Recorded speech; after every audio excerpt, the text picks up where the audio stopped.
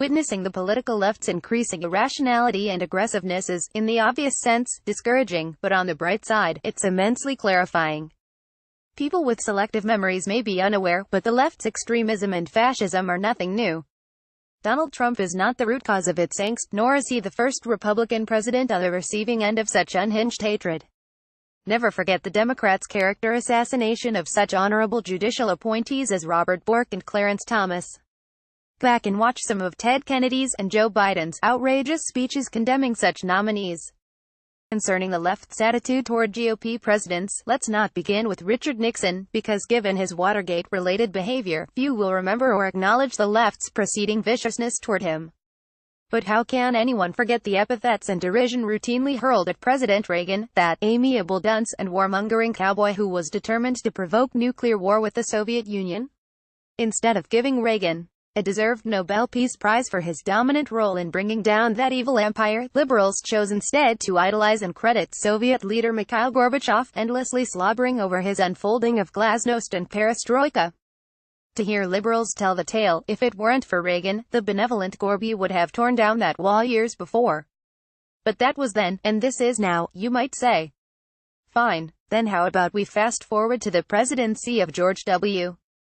Bush. Lest we forget, it was Democrats who corrupted the 2000 election process with hanging Chad and bespectacled election thieves, attempting election larceny right before our eyes.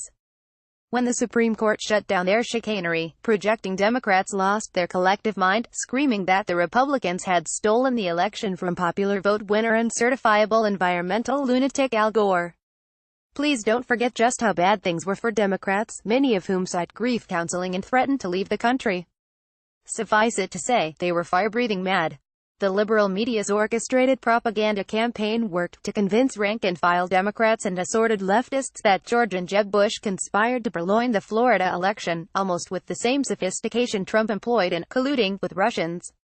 Fast forward again to the Democrats' support of the Iraq War resolution when it was politically necessary and their about-face when it became expedient to oppose it.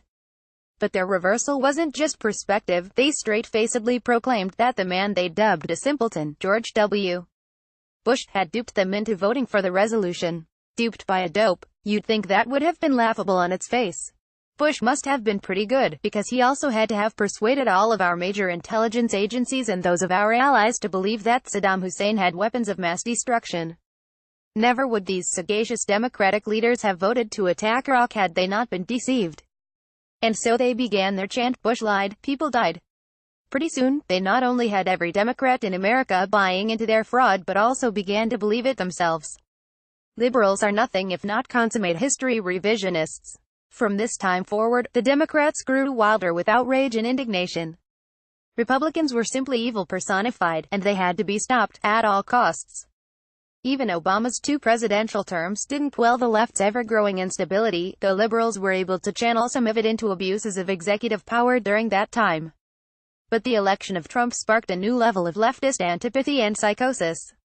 The liberal media even quit pretending to be unbiased and just became overt propaganda factories for the Democratic Party and against Trump. And it has gotten worse with each passing day. The leftist, liberal media and Democratic Party establishment are utterly beside themselves today with Trump derangement syndrome, and it grows exponentially with each Trump policy success and each Democratic setback and liberal Sisyphean effort to impeach Trump. Now we are seeing almost daily violence or threats of violence from these characters, who are openly, even proudly, displaying their fascism for the world to see.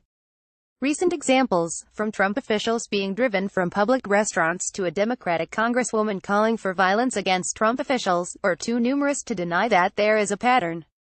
The left's inability to conceal its hatred and fascism is a glorious collateral benefit of Trump's electoral and policy victories. Thank the Lord that a majority of the American people still remain uncomfortable with such behavior, which means that Democrats are seriously damaging themselves.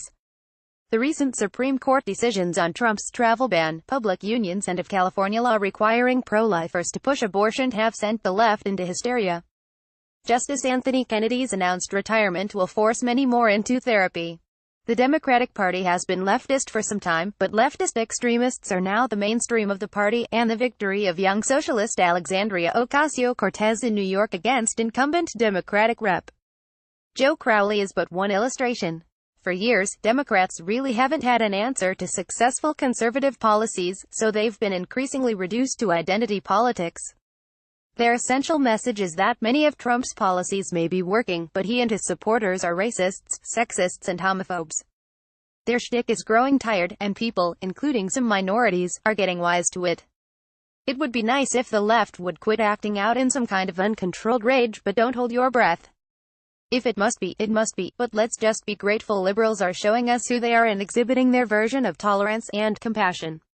The more they keep it up, the less likely we'll see a blue wave, and the likelier we'll see a red one, in November.